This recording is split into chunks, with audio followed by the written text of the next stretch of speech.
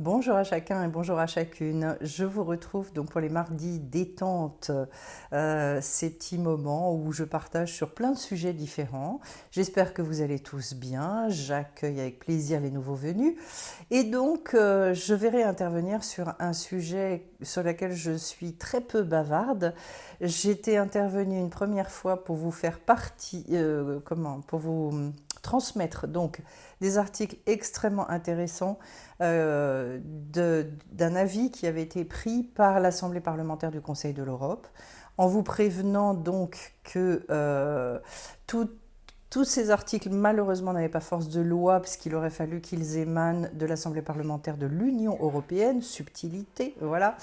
Mais malgré tout, des articles qui sont en opposition complète par rapport aux lois donc, qui ont été prises en France, puisque ils disent en substance que de toute façon, il n'y a absolument pas le droit de forcer quiconque à la vaccination. Enfin bon, il y a tout un tas de déclinaisons qui montrent que cet avis est tout à fait aux antipodes des dispositions légales qui ont été prises en France. Et donc, je reviens là-dessus parce que les choses bougent, parce que ça évolue, et puis parce que je voulais aussi vous montrer tout l'intérêt qu'il y a à aller, quand on veut faire, je dirais, quand on veut faire reconnaître ses droits, à aller sur le terrain de l'autre et non pas à se battre avec nos propres forces en contrant directement un adversaire. Ça, c'est d'une manière plus globale et plus générale, je voulais vous parler de ça, parce que souvent, de temps en temps, dans les vidéos, je vous en parle, qu'est-ce que c'est finalement que d'aller chercher l'énergie chez l'adversaire et de retourner l'énergie contre lui, au lieu de prendre cette énergie en soi et d'essayer de contrer, ou là la plupart du temps, et surtout quand on a affaire en face de soi, des institutions, des puissances publiques qui ont donc tout le loisir, je dirais les moyens pour faire céder et pour prendre des décisions là, de plus en plus liberticides, eh bien il est primordial d'aller se battre sur leur terrain. Et vous allez voir qu'il y a justement une infirmière qui a obtenu gain de cause, une infirmière guadeloupéenne qui s'est donc battue, mais d'une manière, je dirais, remarquablement intelligente, c'est-à-dire qu'elle s'est retrouvée face au directeur du CHU de Basse-Terre, avec énormément de ses collègues autour d'elle. Elle a été filmée. Je mettrai toutes les références sur le site de sephirotetcompagnie.com dans le blog. J'insérerai cette vidéo et je vous mettrai les références pour que vous puissiez aller voir donc ces vidéos. Ce que je voulais vous dire par rapport à ça, c'est qu'elle a utilisé finalement le droit tel qu'il a été établi, c'est-à-dire, ok, je prends note que vous m'obligez à la vaccination, moi je vous dis que je la refuse, ça a été un premier point, donc vous me menacez de perdre mon emploi, de perdre tous mes droits associés à partir du moment où je ne suis pas vaccinée. Et donc, elle est allée rechercher ici les assurances finalement qui sont données au travers de cette vaccination, qui sont lesquelles? Que la vaccination ne comporte que peu comment dirais-je, de conséquences sur la santé, ou alors des conséquences minimes, on va dire. Et elle a demandé à ce que soit notifié donc son refus d'être vacciné, et que d'autre part, s'il y avait quelques maladies qui se déclarent derrière, qu'elle n'ait pas la preuve à faire de la relation de cause à effet entre la vaccination et la maladie qui se déclare, première chose. Deuxième chose, que toutes les contre-indications qui sont donc prises en considération aux États-Unis comme en Europe soient bien notifiées, et que ce soit une maladie qui soit incluse dans ces contre-indications ou que ce soit une maladie autre, de toute façon, ça soit pris en considération en tant qu'accident du travail, afin qu'elle puisse être indemnisée à la hauteur de ses droits, et que finalement elle a demandé au CHU de prendre ses responsabilités par rapport au fait qu'on lui imposait quelque chose et qu'elle n'avait pas le choix, elle était obligée d'y consentir. Voilà. Alors, je vais vous lire 2 choses qui sont absolument primordiales. Première, la réponse qui a été obtenue donc en date du 18 octobre 2021.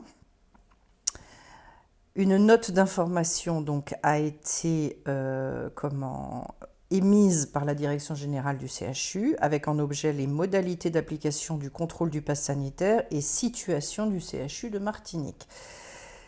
Les destinataires, ce sont tous les services, et il a été convenu, à partir d'aujourd'hui et suite à la demande d'agents hospitaliers, tous les personnels hospitaliers pourront entrer dans leur service, quelle que soit leur situation au regard du pass sanitaire. Les agents en situation de non-conformité sont invités à réaliser un test de dépistage.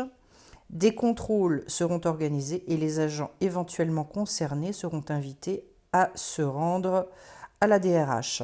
Par ailleurs, une démarche de médiation devra être entreprise sous peu pour permettre la mise en place d'une solution négociée, etc.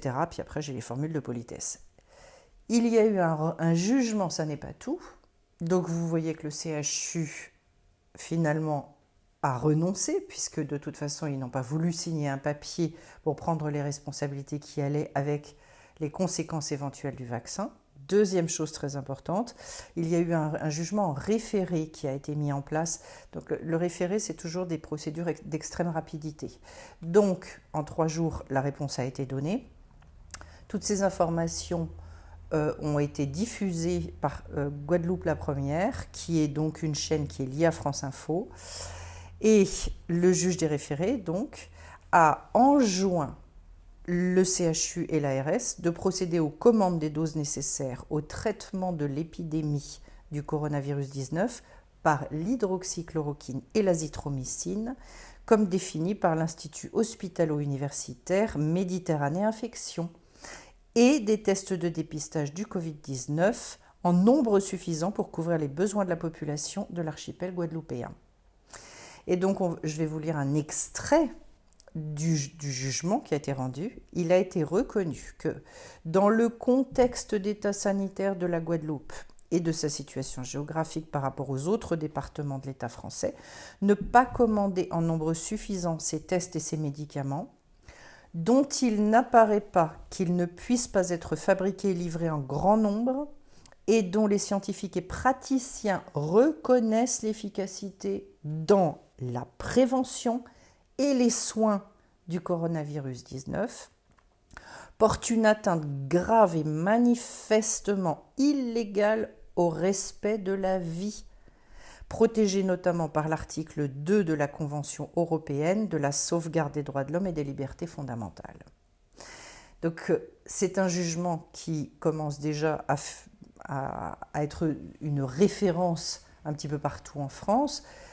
Inutile de vous dire que vous voyez qu'au lieu finalement de contrer, cette femme, elle a demandé à la personne, représentante d'un établissement et par-delà donc de l'État français, de prendre ses responsabilités par rapport à ce qui avait été promis, ce qui est dit de cette vaccination.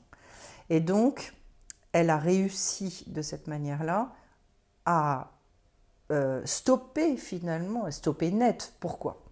Parce qu'à partir du moment où on demande à la personne en face de soi de prendre les responsabilités de quelque chose qu'il va imposer et qu'il va nous imposer contre notre volonté, alors à ce moment-là, vous mettez la personne dans une situation extrêmement,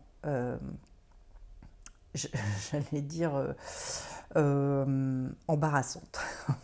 Voilà, je m'arrêterai à ce mot-là. Extrêmement embarrassante, et vous constatez qu'en fait, c'est là que d'un seul coup, dès qu'il faut prendre les responsabilités, les choses s'arrêtent. Alors, je vous parle de ça, ça n'est pas la seule bonne nouvelle, il y en a d'autres, puisque si vous voulez, vous pourrez aller faire des recherches aussi. Il y a Maître Ludo, qui a obtenu donc un premier succès déjà auprès d'un conseil des prud'hommes cette fois-ci, donc ça n'est plus pour les salariés du privé, dans le domaine médical également. Et devant les prud'hommes, il a déjà obtenu un premier succès.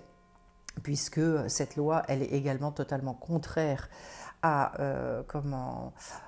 au Code du travail et à un article, notamment un article dans la Constitution, qui dit dans le préambule d'où il émane le droit au travail, tout simplement. Un droit au travail, on ne peut pas refuser à quelqu'un, le discriminer pour accéder au travail. Donc là aussi, je ne vais pas rentrer dans les détails parce que voilà, tout ça est très technique et puis qu'en plus, l'avocat en question l'expliquera beaucoup, beaucoup mieux que moi. Mais vous voyez qu'en fait, en allant rechercher je dirais, dans les arguments de l'autre, au lieu de se battre de manière frontale et de dire on n'est pas d'accord avec, quand on va sur le terrain de l'autre et que sur ce terrain-là, on lui demande de prendre ses responsabilités, eh bien, les choses se passent complètement différemment. Alors, ça me fait penser aussi, et c'est pour ça que je trouve ça très intéressant, quand on est de manière plus générale et plus globale en discussion avec une personne et qu'on n'est absolument pas d'accord avec elle, qui a des décisions à prendre et qu'on est dans les conflits et que c'est compliqué d'arriver à un accord, eh bien, au lieu d'y aller de manière frontale avec des arguments complètement différents, c'est d'aller sur son terrain à elle pour finalement lui faire prendre conscience des conséquences des décisions qu'elle souhaite prendre et de lui dire, dans ce cas-là, et si vous prenez ou si tu prends ce type de décision de manière unilatérale, ce sera à toi d'en assumer les conséquences. Je pense que c'est quelque chose qui remet très vite les pendules à l'heure. C'est quelque chose qu'on peut vivre dans toutes les relations. C'est quelque chose aussi qu'on peut vivre même dans les relations parents-enfants, quand on veut amener finalement l'enfant à la maturité. Le fait de dire à l'autre, prends tes responsabilités, c'est toujours un appel à maturité. Et en fait, c'est ce qui a été fait. Et vous vous rendez compte à ce moment-là que comme cette maturité, elle n'est pas présente, qu'est-ce qui se passe? Il n'y a plus personne en face. Et je trouve que c'est tellement exemplaire, cette histoire, que je voulais vous la transmettre. Et je voulais vous dire, finalement aussi, je ne suis pas spécialement, au travers de tout ça, rassurée sur l'état de notre démocratie. Ce n'est pas ça sur lequel j'ai envie d'insister. C'est sur le fait de se dire, ça oblige l'autre à ce moment-là, s'il veut rentrer vraiment s'il veut perdurer, je dirais, dans ce qu'il a mis en place et qui est manifestement illégal dans ce cadre-là, donc complètement inique, eh bien, ça va l'obliger de monter en puissance dans ce qu'il va être obligé de faire d'illégal. C'est-à-dire qu'en fait, plus ça va aller, plus ça va le mettre en porte-à-faux. Ce que je trouve très intéressant, parce qu'il y a ce moment dans la lutte du pot de terre contre le pot de fer où vous voyez que l'énergie s'inverse, c'est-à-dire que là où on pensait qu'il y avait faiblesse et de l'autre côté toute puissance, eh bien finalement, il y a une espèce, comme dans les arts martiaux, il y a une espèce d'inversion complète. Celui qui était dans situation de toute puissance se retrouve en état de faiblesse, et celui qui était en état de faiblesse se retrouve en situation de puissance. C'est lui qui, à ce moment-là, peut mener le jeu. Alors, c'est intéressant de pouvoir dupliquer ça dans différents domaines de nos vies. Et c'est vrai que je trouve que c'est un sujet passionnant par rapport à toutes les personnes qui se disent de toute façon on restreint de plus en plus nos libertés. Et c'est vrai, c'est pas quelque chose que je vais nier, ce serait idiot de ma part. Nous subissons de plus en plus de lois totalement liberticides. Mais dans notre positionnement, il y a des choses que nous ne pouvons pas faire. Et ça, je pense qu'il faut profondément l'accepter, parce que vous voyez que de toute façon, quand on est dans ce corps à corps et cette lutte, vraiment, on s'épuise et on s'épuise pour rien. En revanche, quand on va sur le terrain de l'autre et qu'on utilise intelligemment les choses, alors là, on obtient des victoires et finalement, on repousse l'adversaire, on le remet dans ses limites à lui. Voilà. Sa seule solution après, s'il ne veut pas entendre, ça va être de faire exploser ses limites et à ce moment-là, de rentrer dans un extrême, et l'extrême, il devient tellement évident que là, à ce moment-là, les choses explosent très très rapidement. Donc, ce que je trouve fabuleux là-dedans, c'est comment on finit par, en s'y prenant de cette manière-là, par faire en sorte, c'est une expression qui convient à la situation, c'est l'autre qui se pend tout seul.